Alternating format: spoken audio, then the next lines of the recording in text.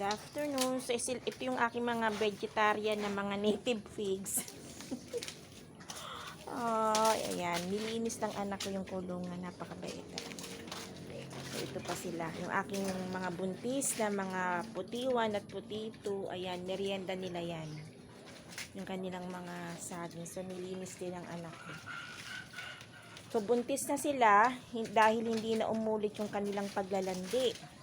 So, yung pag-ulit ng paglalandi, bibilang ka ng 18 to 21 days. So, akala ko nga tutuloy, so hindi naman pala naglalandi. So, nagdiretso ang pagbubuntis ng dalawang puti. Si puti 1 at si puti 2. At ito naman, si Mimi ay kaka-AI lang niya nung nakaraang araw.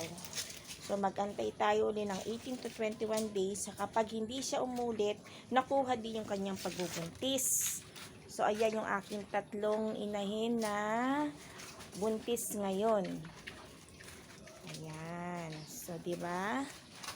So, pag yan mga nanganak, ay balak nating ibenta na lang yung kanyang kulig. O kaya naman palakihin para pag medyo malaki, ibenta naman natin na litsunin. So, usually, ang litsunin ay maganda is 3 to 4 months.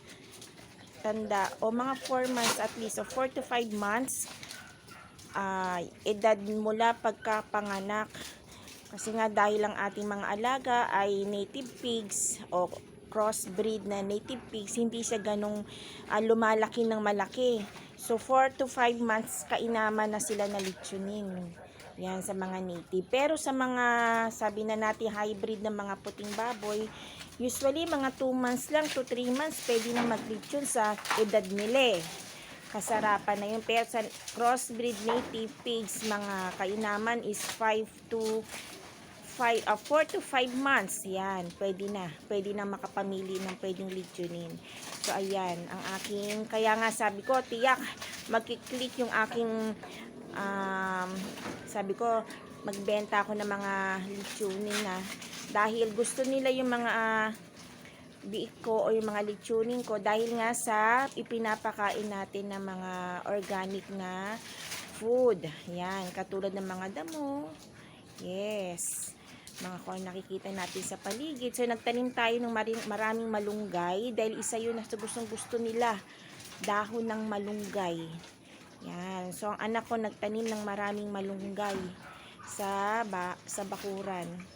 At siguro next month, pwede na siyang anihin at ipakain sa mga baboy natin. So, tingnan nyo, gustong gusto nila. Kaninang umaga, ang dami niyang nilagay ng anak ko na mga damo-damo at mga kung ano-anong mga nakita sa paligid. Pero naubos na. So, yung mga kinakain nila na yan ay kakukuha lang. Ayan. So, tingnan nyo lang kung kumain. Pinapangal talaga nila. Sanay sila sa ganyan na pagkain. Yan. Kasi alam niyo naman, mahirap, mahal ang bilihin, mahal ang feeds. Sobra. So, kung hindi natin gagawin yung ganyang klase ng pagpapakain, hindi tayo makapag-aalaga ng mga baboy. Kaya nga, sabi ko, pinipili ko ang alagaan ay native pigs kasi nga, kumakain sila ng mga damo-damo. Hindi kagaya ng mga puti, masyado silang maselan. So, ayan, tingnan nyo. Napakatakaw. Yan. Kain sila ng kain. So, ito rin si Miming. Kain din siya ng kain. Nag-iisa. So, good afternoon po sa inyong lahat.